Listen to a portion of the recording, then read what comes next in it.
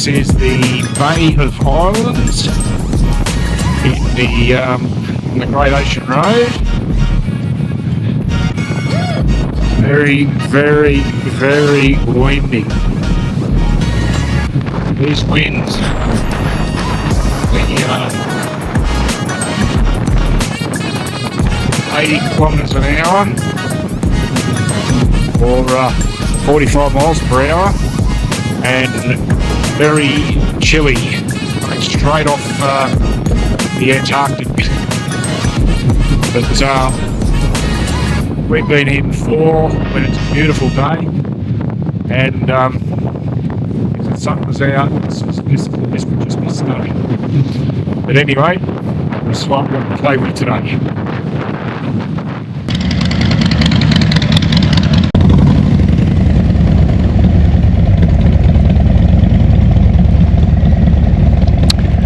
Last night we arrived in Port Fairy after a wet ride from Mount Gambier in South Australia. If you ever visit Mount Gambier, be sure to visit the sinkhole gardens in town.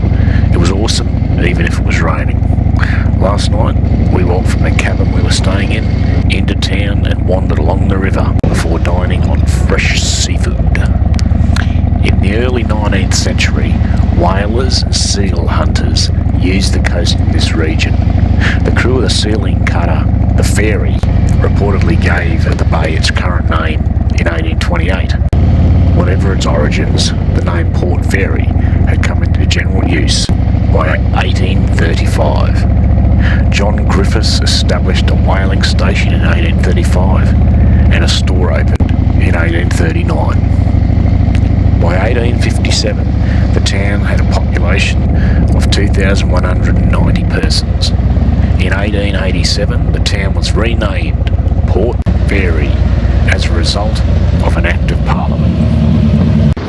Port Fairy's got a population of 3,500 people, with its main industries being tourism and fishing.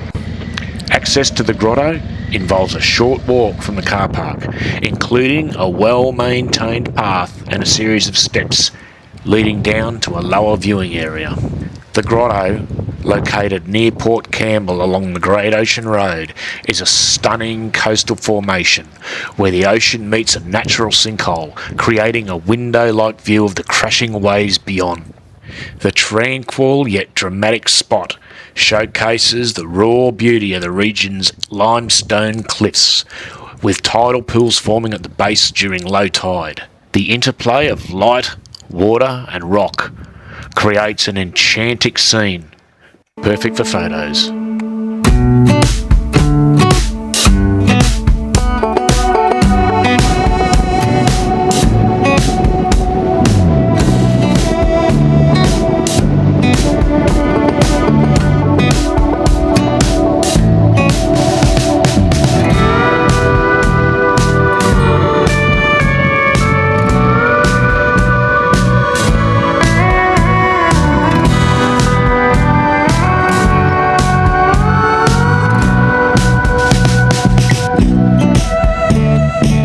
This is Port Campbell, the Great Ocean Road.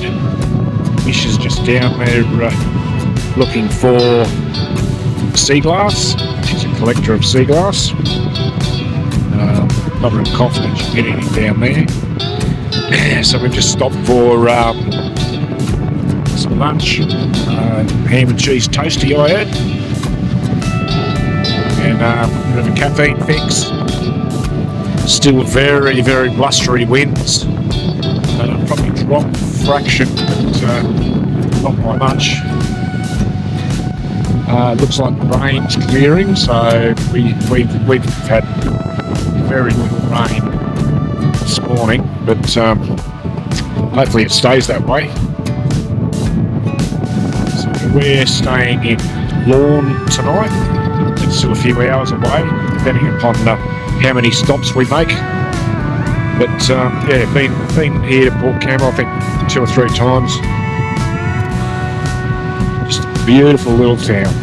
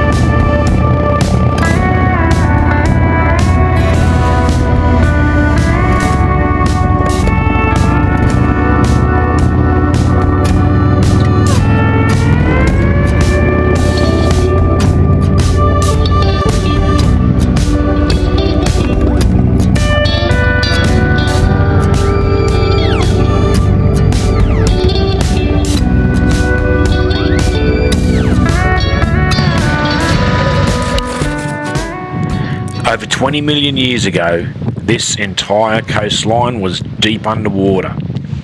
The Razorback is made up of sandstone and limestone that form by plant and fish matter, sand from the rivers and other debris compacting at the bottom of the ocean. Over the last 15 to 20 million years, the ocean has pounded against these cliffs, eroding the stone around the Razorback at a rate of 2 centimetres per year. The cliffs would have come much further past the Razorback when the ocean first retreated and slowly crumbled away over millions of years. The current water level was set 6,000 years ago, at the end of the last ice age. Eventually, the Razorback will have some caves form, which will make the entire chunk of limestone slowly turn into a huge arch. So 12 apostles, well, that's what it's named. There's not 12 of them. Apparently there never was. So there's only 4 and a few stumps now. There's one, yeah, there's one. Maybe 5. 6 is one. Yeah. Oh, maybe one down here as well. These magnificent limestone stacks tower above the rough water of the shipwrecked coast and have become a popular tourist destination for people from all around the world. Although they are called the 12 Apostles, there are only 8 pillars left, with the 9th having collapsed because of erosion in July of 2005. Since the crash of this 50-metre high apostle, the tallest one is now only 45 metres, which is still unquestionably impressive. These formations were not always called the 12 Apostles, though before this they were known as the Sow and Piglets. The Sow being the nearby Muttonbird Island, and the Piglets being the 12 Apostles. Over hundreds of thousands of years, these apostles have been subject to the ocean's might, and as the wind and waves have buffeted the cliffs of Shipwreck Coast, the earth has eroded away, leaving behind a handful of pillars in its wake. When you take a closer look at them, you'll find that these stacks are made up of layers of varying soil types, the main one being the limestone, but the others being a mixture of clay and mudstone. This is the reason for the irregular shape of the erosion. The mudstone and clay layers tend to be more narrow because of the lower density of the soil, which is much more easily eroded by the weather than the slightly denser limestone.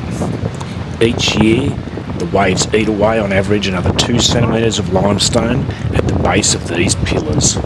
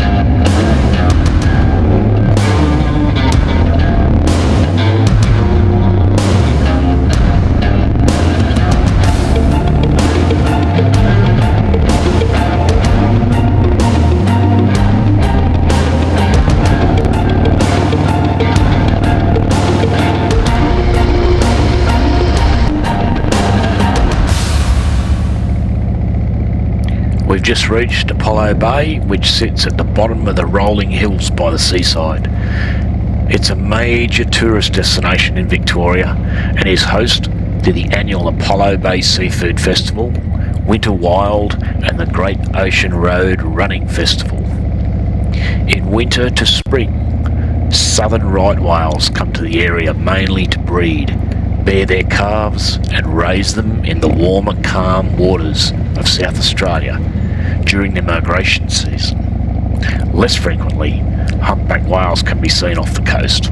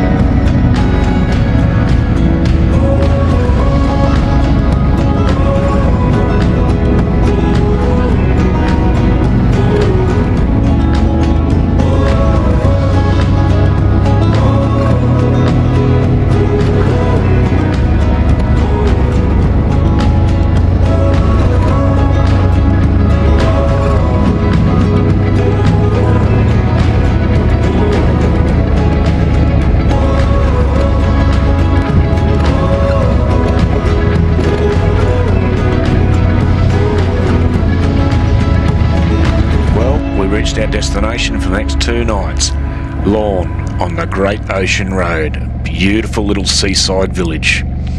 This is where the bush meets the beach. Expect white sandy beaches, cliff tops and incredible coastal vistas, numerous waterfall walks and picnic areas fringed by lush fern gullies. Thanks to its fresh sea air and a relaxed Mediterranean-style atmosphere, Lorne has been attracting eager holiday makers for more than a century. The town's renowned for its white sand beaches, a buzzing arts community, and easy access to the Otways. We were riding here in an overcast day, but even in that weather, the place was beautiful. For those keen on a bit of fishing during their holidays, the Lorne Pier is a great place to cast a line for trevally, barracuda and whiting. We walked to the pier, about 30 minutes walk, and were rewarded with views of giant stingrays swimming below us. Keep an eye out for migrating whales between May and September. Lorne is one of the best spots along the Great Ocean Road to see these giants of the deep as they make their journey along the coast. We also caught up with some fellow travellers while we were there, Greg and his wife Kim. I grew up with Greg in outback Queensland in the coal mining town of Blackwater. We've known each other for over 50 years.